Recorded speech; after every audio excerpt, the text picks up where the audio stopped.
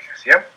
Entonces vamos a necesitar la ayuda de ciertas patologías en que hay un déficit en la producción de hormonas tiroides, el uso de una hormona tiroide prácticamente, que sería la T4. Y cuando hay pacientes, en cambio, que tienen hiperproducción de la glándula tiroidea, es decir, van a tener hipertiroidismo, vamos a utilizar antitiroides. Ambas patologías, el hipotiroidismo y el hipertiroidismo, pueden llegar a ser potencialmente graves, ¿sí? Si bien es cierto, la gran mayoría de pacientes que tienen problemas de la tiroides, sobre todo edades tempranas, tienen problemas sobre todo de la parte de tiroiditis, ¿no? Proceso inflamatorio de la tiroides, en muchas ocasiones autoinmune, que van a requerir la regulación del eje, asimismo con hipotálamo hipoficiario tiroideo.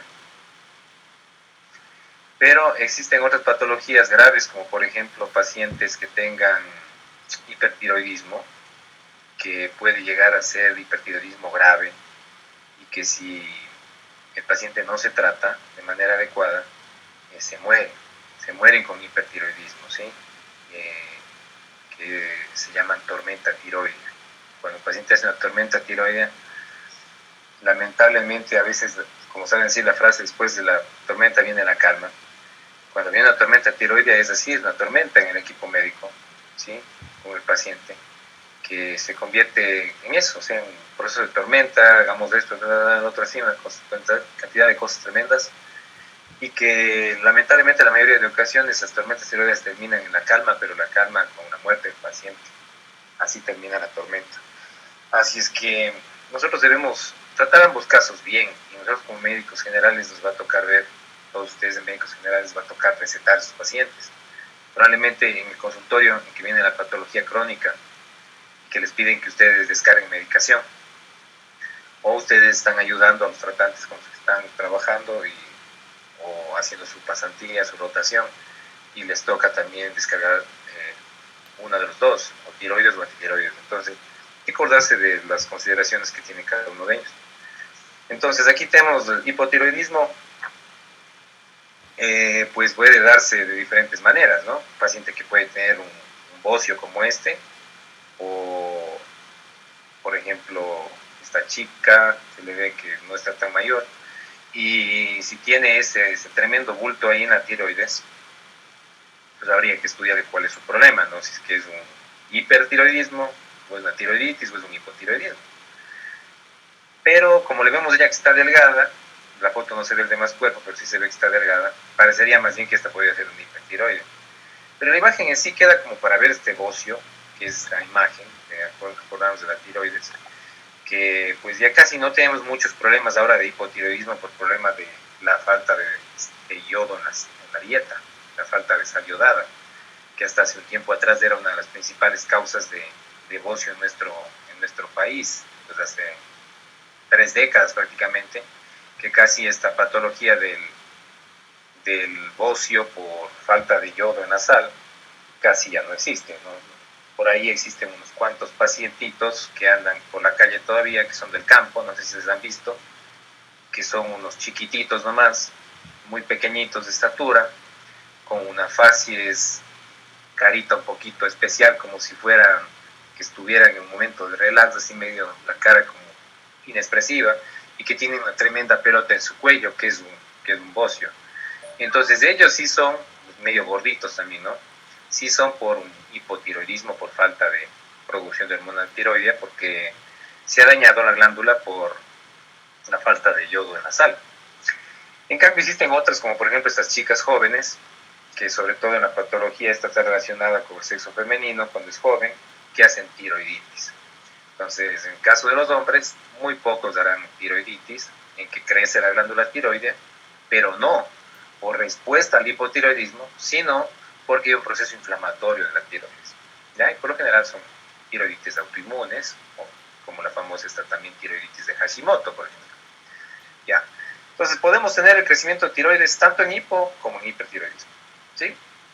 Hay que acordarse de eso, y pues hay que nosotros diagnosticar de acuerdo a cómo se ve el paciente, y para eso tenemos que acordarnos de qué es lo que hace la levotiroxina en nuestro cuerpo, y así como la insulina hacía un montón de cosas y si no tenía insulina se manifestaba de una manera el paciente, pues aquí también el paciente va a manifestarse de diferentes maneras.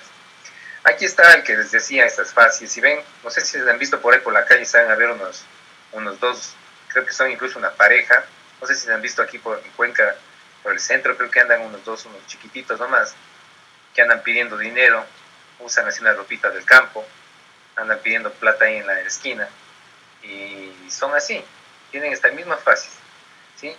Esta fase es la que se llama fase de cretinismo, ¿sí?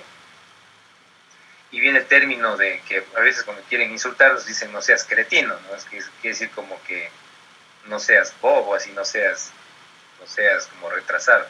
¿Por qué? Porque estas personas que tienen esta fase es que no es, digamos, hereditaria de nada, es por una patología, es porque están haciendo hipotiroidismo. Entonces le vemos que es una fase inexpresiva, gordito, que tiene acumulación de grasa en ciertas partes de la cara, en el cuello, en los labios, ¿sí? Incluso miren, ya cuando nacen así con este problema, tienen hasta problemas en el tabique y en el torso nasal. Entonces, estas personas que están haciendo hipotiroidismo tienen ciertas características, ¿no? No es en la cara nomás, sino que la falta de producción de hormonas tiroides les está llevando a tener varios trastornos. O sea, aquí tenemos al paciente típico hipotiroideo, pues será aquel que tenga una disminución de su producción de hormonas tiroides. ¿Cuáles son las dos principales hormonas tiroides? La T3 y la T4. ¿Cuál es la que más se puede medir, digamos, y se le puede tratar en este caso? Sería la T4. Entonces, nosotros tenemos T3 y T4, pedimos las pruebas de las hormonas tiroides. Si el paciente tiene hipotiroidismo, T3 y T4 van a estar bajas. Y por ende, si el paciente no tiene un daño primario de su tiroides, por ejemplo, por un cáncer o por otras cosas, este paciente tendrá la TSH elevada. Entonces, ¿qué nos quiere decir? Nos quiere decir que la hormona estimulante de la tiroides está respondiendo al daño tiroideo primario.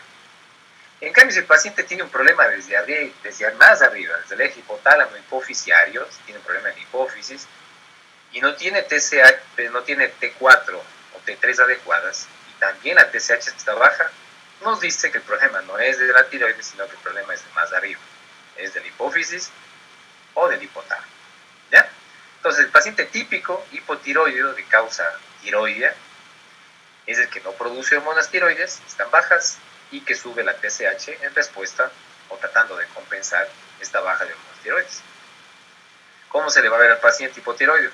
Pues se le va a ver aletargado, cansado, con esta fases que decíamos del tipo de fases de cretinismo. Vamos a ver edema alrededor de los ojos hinchados, cara hinchada, labios hinchados,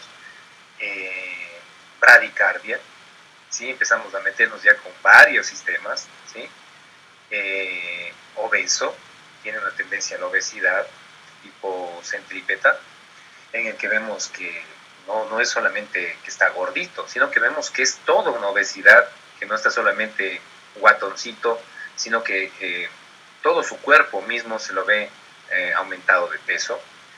Tiene una sensación del frío todo el rato, con una poca tolerancia al frío, unas uñas que se resquebrajan fácilmente, un cabello que se cae fácilmente.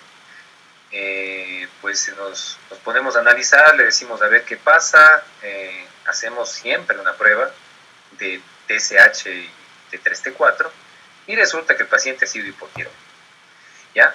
Nos puede hacer confundir con pacientes diabéticos, ¿no es cierto? También nos puede hacer confundir porque clínicamente se pueden parecer. También está el paciente diabético, está gordito, de tipo 2, está cansado por la hiperglucemia, por la hiperosmolaridad, pero en cambio el diabético no tiene por qué tener bradicardia, ¿ya? Y una de las cosas que vemos en el hipotiroideo es una tendencia hacia la bradicardia. ¿Y por qué razón? Pues porque esta hormona tiroidea se encarga de estimular un montón de sistemas. Se podría decir que casi no hay sistema que no tenga acción por las hormonas tiroides. Entonces tiene acción a nivel del sistema nervioso central, en la sinapsis de la corteza.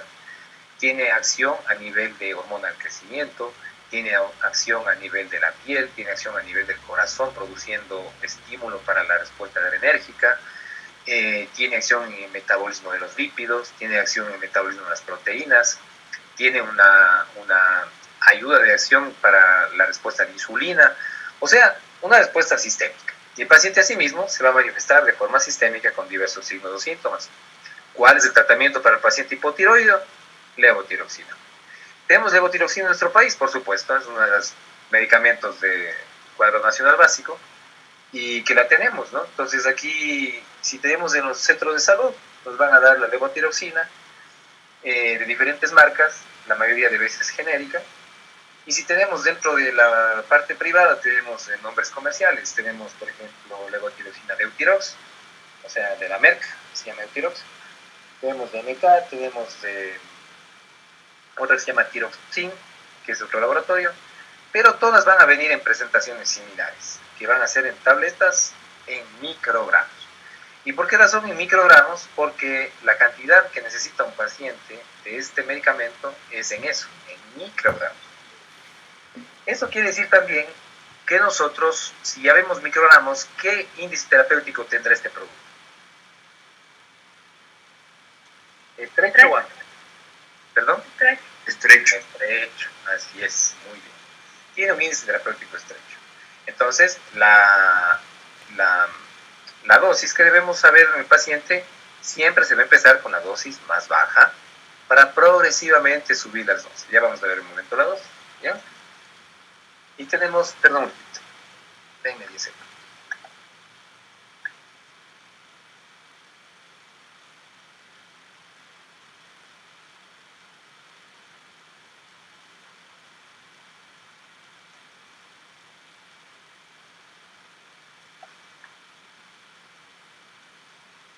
Ya.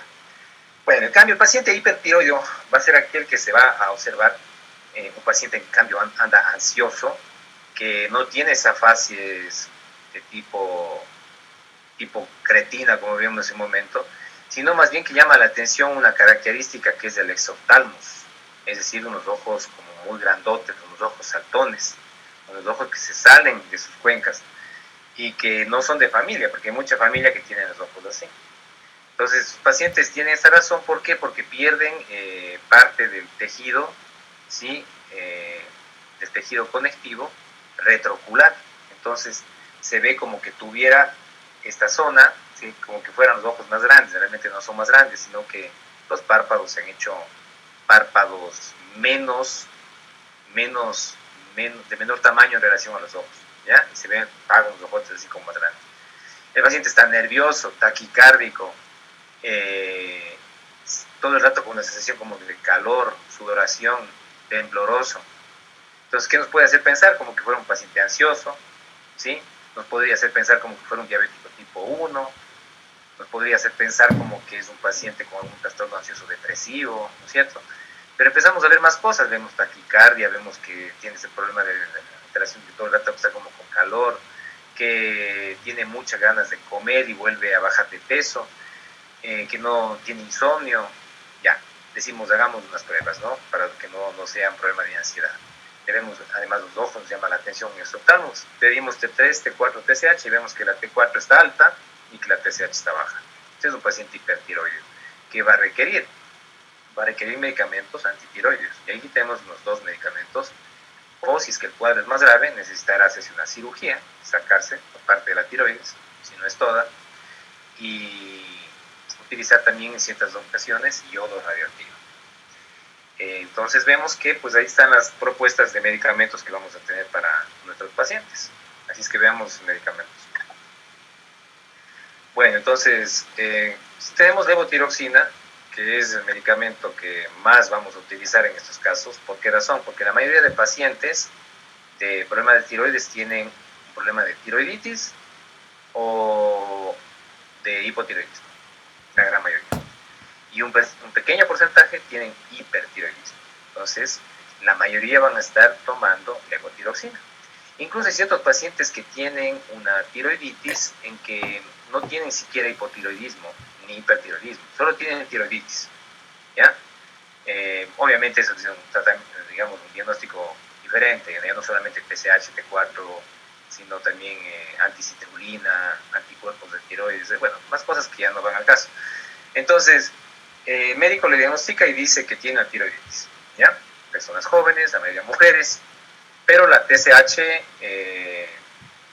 está alterada y la T4 y la T3 están normales. Es decir, no tiene hipotiroidismo, no tiene hipertiroidismo, pero hay una respuesta a la TSH por el proceso inflamatorio. ¿Qué requiere? ¿Corticoides? Pues no, porque no tiene acción ahí. Antiinflamatorios de la ciclooxigenasa como los AINES, la aspirina, tampoco. Si no, hay lo que requiere es un medicamento que regule la respuesta de la inflamación de la tiroides. ¿Cuál sería? La hormona tiroidea. ¿Sí? ¿Para qué? Para que actúe como un feedback, es decir, que llegue levotiroxina, se impregne en la sangre y baje la TSH en su eje hipotálamo hipofisiario. Y el paciente disminuye la TSH y por lo tanto baja la respuesta inflamatoria de la tiroides y esta tiroiditis responde y el paciente se mantiene esa palabrita de ese prefijo que en medicina se llama normal, que es eutiroide. Así es que la levotiroxina de cuál de las hormonas tiroideas es igual, así como el hidrocortisol era cortisol, la hidrocortisona, aquí la levotiroxina es igual que la T4. Entonces, la ventaja de la levotiroxina sobre la potencialidad de tener un fármaco que sea igual que T3 son grandes. Primero, que la T3 es potencialmente tóxica, si es que la tuviéramos, que no la tenemos. Y la T4, a pesar de tener un índice terapéutico estrecho, ¿sí? No tiene una potencialidad tóxica, por lo menos en las primeras dosis. ¿Por qué razón? Porque para que actúe en la tiroides necesita por lo menos una semana para que empiece a actuar. Y por otro lado, porque tiene otras características en que la T4 tiene que recién transformarse en T3 para tener su acción sobre diversos órganos. Así es que por todos esos motivos, la T4, es decir, la levotiroxina, es la droga que se va a utilizar en la gran mayoría de pacientes tiroides. Obviamente, no en el paciente hipertiroideo, ahí no, ¿no? Entonces, tenemos esto. No, bueno, no es que no, obviamente, sino que, por ejemplo, un paciente hipertiroideo, que esté recibiendo un antitiroideo, podría en ciertas ocasiones necesitar algo de dosis de levotiroxina, dosis bajitas, para mantener ese estado de eutiroidismo, ¿ya? Bueno, entonces la levotiroxina tiene biodisponibilidad oral, ¿sí? Excelente, al 70%, entonces asegura una muy buena biodisponibilidad.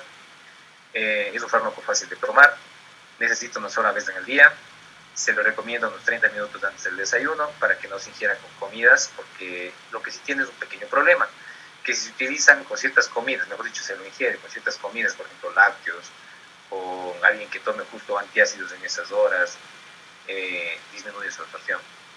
Y también hay que acordarnos que estos medicamentos tenían interferencia con otros que ya los vimos hace poco, como los anticoagulantes orales, como la warfarina. No sé si se acuerdan que la levotiroxina aumentaba la acción de la warfarina. Podría, por ejemplo, ahí tener muchas precauciones en la anticoagulación o tratar de cambiar el anticoagulante, ¿ya? Entonces, la idea es de tomarlos con estómago vacío, media hora antes del desayuno, sin alimentos lo ideal, en ese momento solo con un poquito de agua, sin otras sustancias como hierro, como calcio, incluso vitaminas de todos los tipos, vitamina A, B, C, D.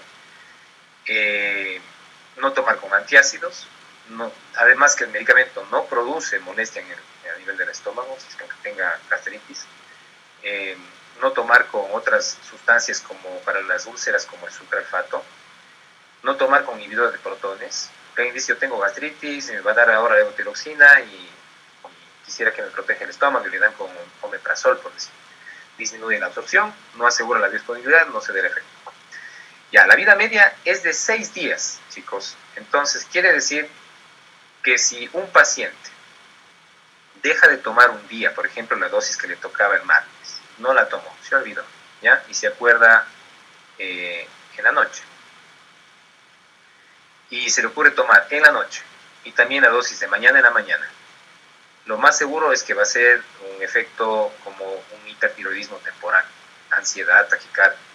Entonces, si por último se olvida un día, no toma ese día, ¿ya? Todo el día y recupera la dosis al día siguiente. ¿Por qué razón?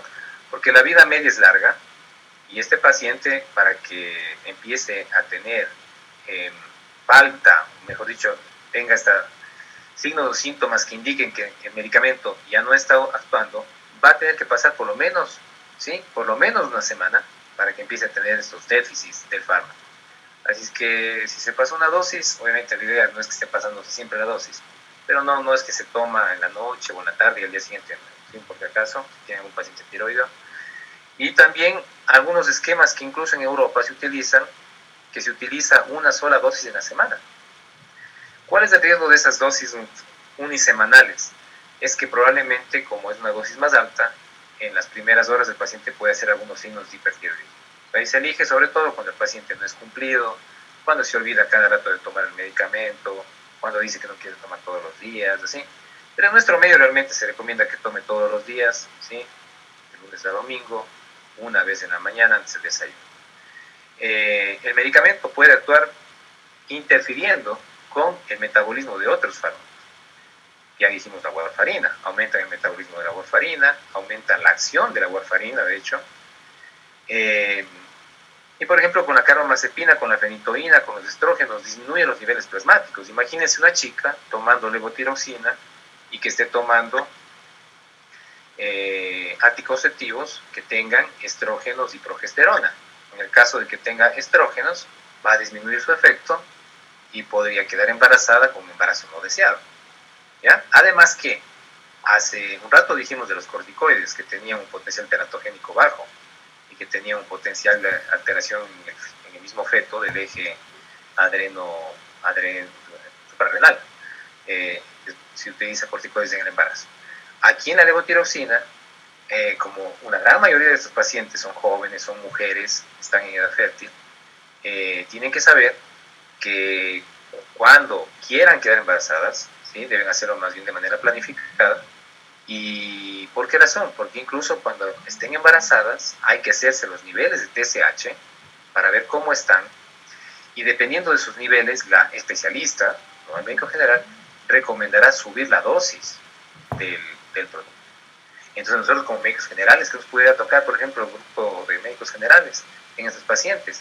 Ustedes detectan una embarazada que utiliza levotiroxina, tienen que derivar al ginecólogo con el carácter de urgente, no porque se encuentre ya grave, sino porque lo más pronto posible tienen que verle, tienen que regularle las cifras de la cantidad de levotiroxina haciéndole exámenes, ¿sí?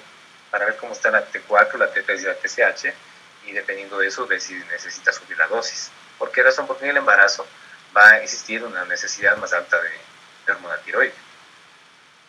Ya, por otro lado, los pacientes que, por ejemplo, utilizan, ya vamos a ver los antitiroideos, ese grupo de medicamentos se puede decir es hasta más complejo en el embarazo, porque tienen potencial teratogénico alto y en cambio si se lo suspende, tiene el riesgo de muerte en la persona que lo suspende. Y pues ahí tuvimos una colega, un médico que falleció hace 2 años en el hospital por una crisis hipertiroide, por haber suspendido su medicamento antitiroide, ¿sí? Porque ya, imagino, leyó o vio, no consultó al ginecólogo, que el antitiroide era malo porque tenía teratogenicidad, ya vamos a ver el nombre del antitiroide. Bueno, entonces, levotiroxina más warfarina, ¿es una buena asociación? Realmente no, ¿sí? No es la mejor asociación. Si es que queremos dar un anticoagulante, o no queremos, necesitamos dar un anticoagulante, y el paciente necesita levotiroxina, ya la está tomando, lo que se hace es dar otro anticoagulante, no warfarina, ¿ya? Preferimos los orales nuevos, ¿sí? Los anticoagulantes de acción directa, ¿sí? ¿Se acuerdan? Dabigatran, Rivaroxaban, entonces los que tienen acción directa sin interferencia en los factores de la producción de la vitamina K. ¿Qué más? Entonces, bueno, en el embarazo se necesita subir la dosis hasta un 25-30% de la dosis normal que utilizaba la paciente levotiroxina. Por eso siempre hay que estar atentos en el embarazo cuando tengamos a la paciente que tome levotiroxina, derivarle de una a su ginecólogo o al obstetra. Idealmente al ginecólogo, porque los obstetras no son médicos, entonces el ginecobstetra sí es médico, ¿ya? Y algunos que incluso son de embarazo de alto riesgo serían los mejores. Bueno, levotiroxina, ¿en qué presentaciones viene? Vienen tabletas de varios microgramos, hay de 25, hay de 50, les voy a ver, tengo de 75, de 100, de 125 y de 150 microgramos. E incluso hay una que es de Eutirox, que es la primera marca que había, que ahora hay unas cuantas más, que es este Eutirox, que viene de 88 microgramos, ¿sí? Que es la única que viene en esta presentación, que es para ciertos pacientes en quienes el endocrinólogo le dio una dosis de esas, ¿ya? Son pacientes como especial. Pero en todo caso, en los medios públicos tenemos levotiroxina de varias marcas, a veces llega esta, a veces llega tiroxina, a veces llega levotiroxina de MK, de Genfar, pero tienen estas concentraciones, ¿ya? Entonces, como ven aquí, son cajas con 50 tabletas, otras son cajas de 25 y la mayoría son de 50 tabletas. Bueno, veamos la dosis con la que se empieza más o menos a utilizar el paciente. La dosis inicial debería ser siempre la más bajita. La más bajita va a ser la mitad de la de 25 microgramos, es decir, 12,5 microgramos en el día. Entonces, ustedes, dependiendo de la severidad con la que le diagnosticaron al paciente, con la que ya le vieron, obviamente será el especialista, le dará una dosis de levotiroxina y ustedes tendrán que controlar, tendrán que verle cómo va el fármaco, que no cause efectos secundarios. ¿Cuáles serían los efectos secundarios? Los que hace la levotiroxina, es decir, taquicardia, fiebre, ansiedad, ¿ya? Si el paciente presenta eso con el fármaco, es porque está haciendo una dosis probablemente más de la esperada. No debería estar haciendo esos efectos. Se debe mantenerse EU, normal, no tampoco al otro lado. Entonces, bueno, la gran mayoría de pacientes van a estar recibiendo dosis entre los 12,5, 25 microgramos diarios. Algunos pueden requerir 100, 50, 125, algunos 150, dependiendo de la patología. Por ejemplo, un paciente que se sacó las tiroides, la glándula tiroides, se sacó, hizo una tiroidectomía, por un tumor, por un bocio, por un nódulo, lo que sea. Le sacaron, ¿qué necesita? Pues de estas hormonas, porque ya no produce. Le van a dar levotiroxina. Y la dosis va a depender de acuerdo al estado tiroideo que quedó el paciente. Si no quedó con nada de levotiroxina en su cuerpo, no produce nada, porque se sacó toda la tiroides, ¿qué va a necesitar? Dosis más alta, ya no requerirá 12,5. Tendrá que darse 100 microgramos al día, por lo menos, o tal vez hasta 200 microgramos en el día. ¿Ya? Bueno, entonces estas dosis como que quedan ahí pendientes, no podemos tener una dosis única, no podemos decirle como la amoxicilina es de 30-50 miligramos kilo día, por decir, cuando veamos al kilo. No, aquí es dependiendo de cada paciente y son dosis que les da el especialista. Entonces, cada 4 semanas el especialista va subiendo la dosis hasta que llega a una dosis para mantenerle, como dice aquí, que su nombre eutiroide. ¿Ya?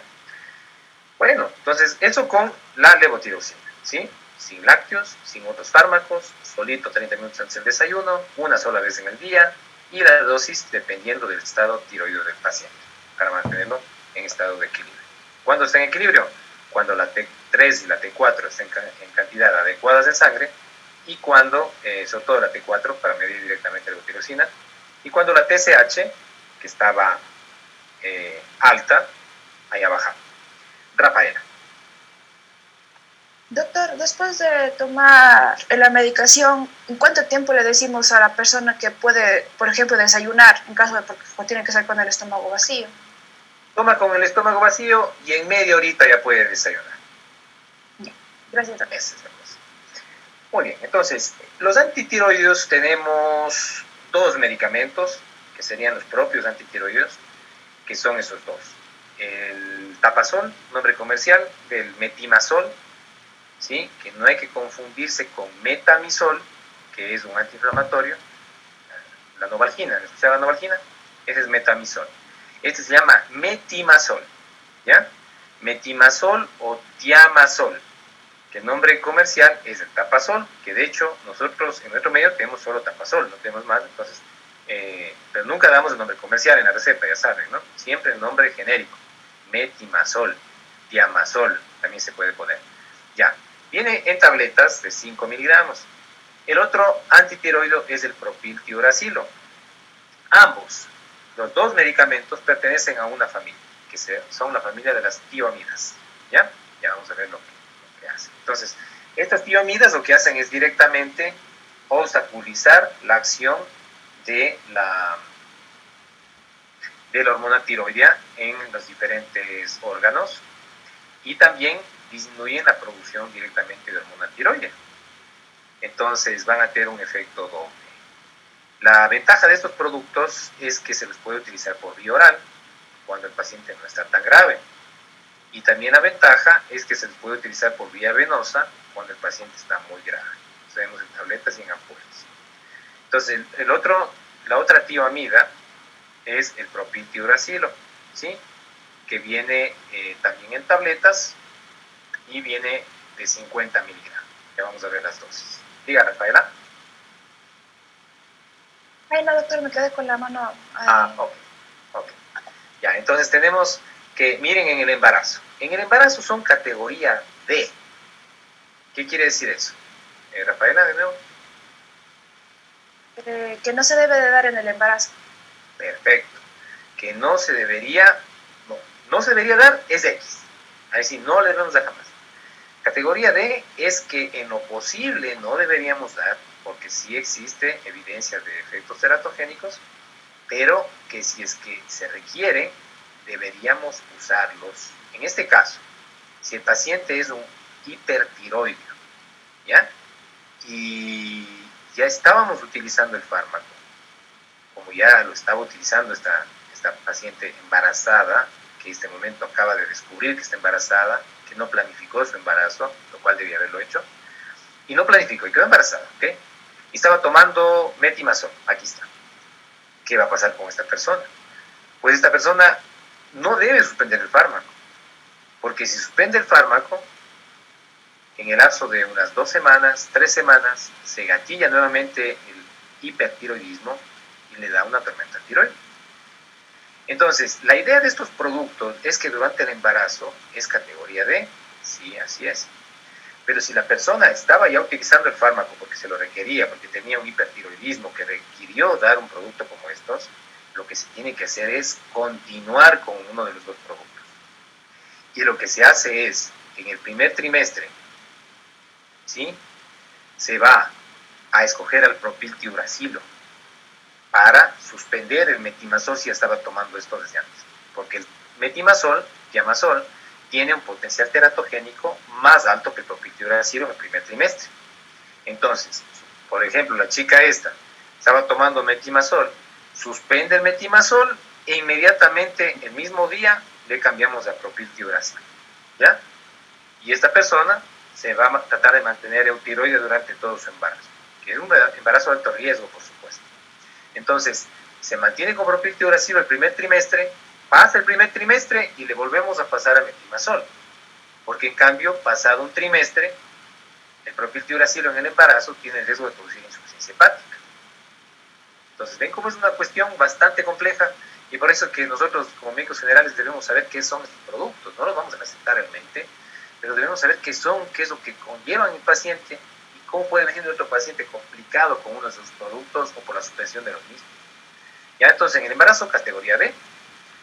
En la lactancia son seguras, entonces una vez que ha tenido ya su bebé, se va a su casa con su fármaco y no va a pasar nada con el bebecito. Dosis entonces en el hipertiroidismo. Tenemos el metimazol que decíamos que venía en tabletas de 5 miligramos, tapazol, y que la dosis que vamos a utilizar va a estar en el rango de los 20 a 40 miligramos diarios. ¿Ya? Así se toma en la mañana, casi igual que la levotiroxina. Entonces se va a tomar 20 a 40 miligramos al día, quiere decir 4 o 8 tabletas al día, en la misma hora, en el mismo rato. Todas una después de la otra, o si quieres poner las 4 y toma un bocado de agua y se pasa todas. Son tabletas chiquititas, así que no hay problema. Luego el paciente cuando empieza a tomar este producto, al mes o máximo a los 2 meses, se le hace un control, ¿sí? Para ver cómo está el estado tiroideo. Y si vemos que ha bajado la cantidad de T4 y que el paciente, su TSH empieza a regularse, ya no está tan baja, empieza a ponerse normal, podemos empezar a bajar la dosis, ¿sí? O a subir, dependiendo cómo estuvimos, ¿ya? Entonces, pacientes, en resumen, vamos a necesitar unas dosis de esta dosis, 20 40 miligramos diarios, para no tener muchas dosis por el momento, porque decimos que no vamos a recetar nosotros. Y el propiltiuracilo, que uracilo, me faltó una agua ahí, que la dosis es de 100 a 150 miligramos, pero en cambio necesita una dosis cada 6, cada 8 al inicio. ¿Sí? Entonces, si las tabletas son de 50, necesitamos 2 tabletas cada 6, cada 8, hasta que el paciente esté eutiroideo.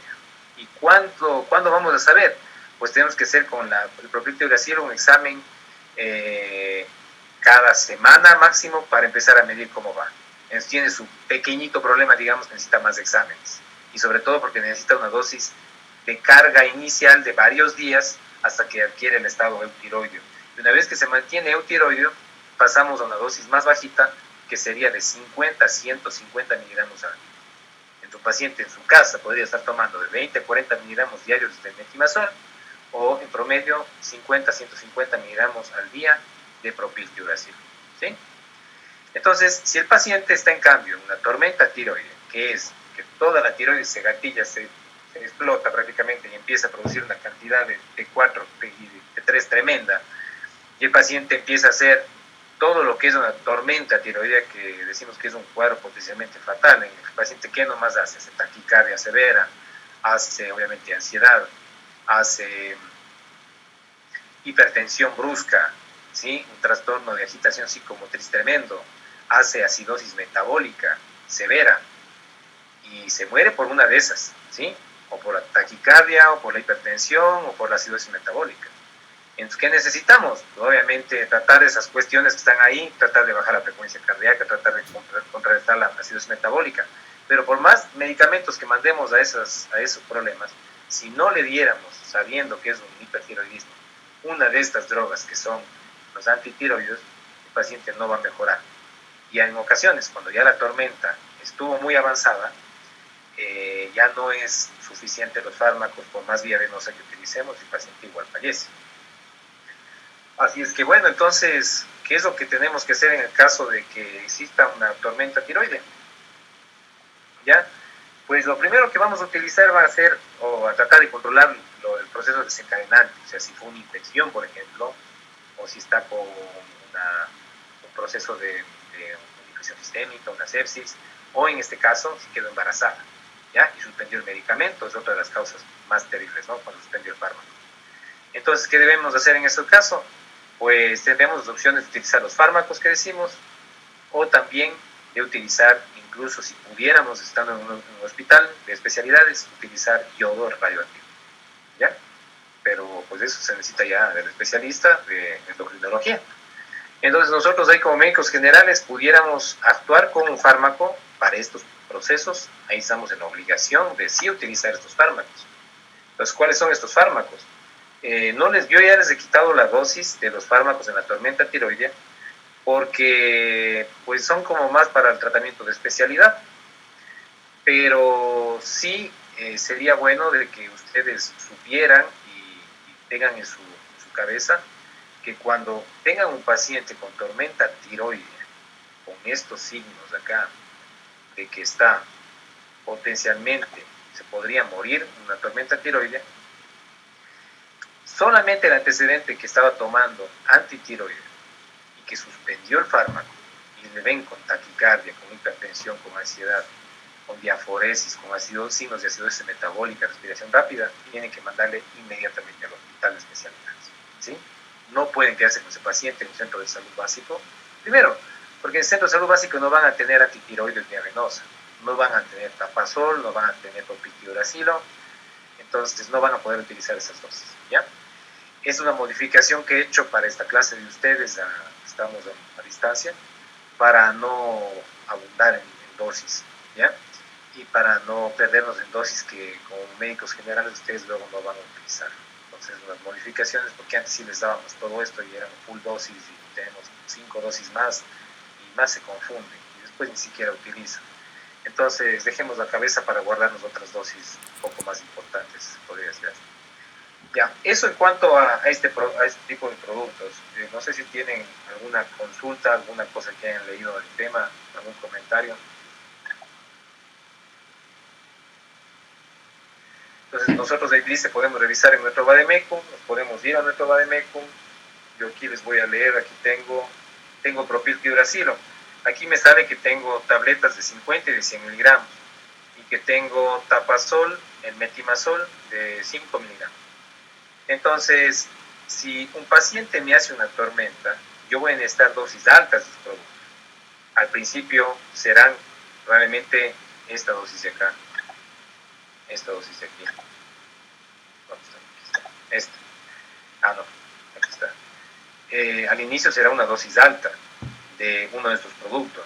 Entonces, si vamos a utilizar metimazol, empezaremos a darle 20-40 miligramos diarios. Y si el paciente está inconsciente, le daremos a través de una sonda, ¿ya? O si no, le damos de tomar si todavía está consciente. Y si está muy mal, pues aquí tenemos un pequeño problema en nuestro medio, que no tenemos la vía venosa, porque esta sí la hay en otros países. Y en nuestro medio tenemos solo vía oral, es que nos toca darle por la boca. Y sabemos que la biodisponibilidad no va a ser igual al 100%. Por eso es que nuestros pacientes, cuando hacen tormenta, nosotros como médicos literalmente nos tenemos, si queremos en Dios, tenemos que persignar, porque es un paciente que está muy mal y el pronóstico es muy grave. Si es una tormenta bien puesta, si es así como inicial, podemos actuar. Con estas dosis de aquí, le podemos controlar al paciente al inicio y luego para ya cuando está en su casa que baje estas dosis más tarde, estas dosis más bajitas. ¿Ya? Aquí está una dosis basal que hemos dado para que tengan una idea y que ustedes sepan que cuántas tabletas más o menos se puede utilizar de metimazol o cuántas tabletas de propiltiuracilo inicialmente. ¿Ya? En la tormenta pueden llegar a ser dosis más altas que estas, ¿no? Hasta 1000 miligramos de propiltiuracilo. Bueno, eso nomás por el momento en cuanto a la parte de tiroidea. Como decía, para no abundarnos, ¿sí? Sepamos bien lo que es la levotiroxina, cuándo actúa, cuándo no, cuándo interfiere, cuándo no, cuándo se da, la dosis más frecuente en nuestro medio, las presentaciones, ese tipo de cosas. Ya, se nos acabó el tiempo.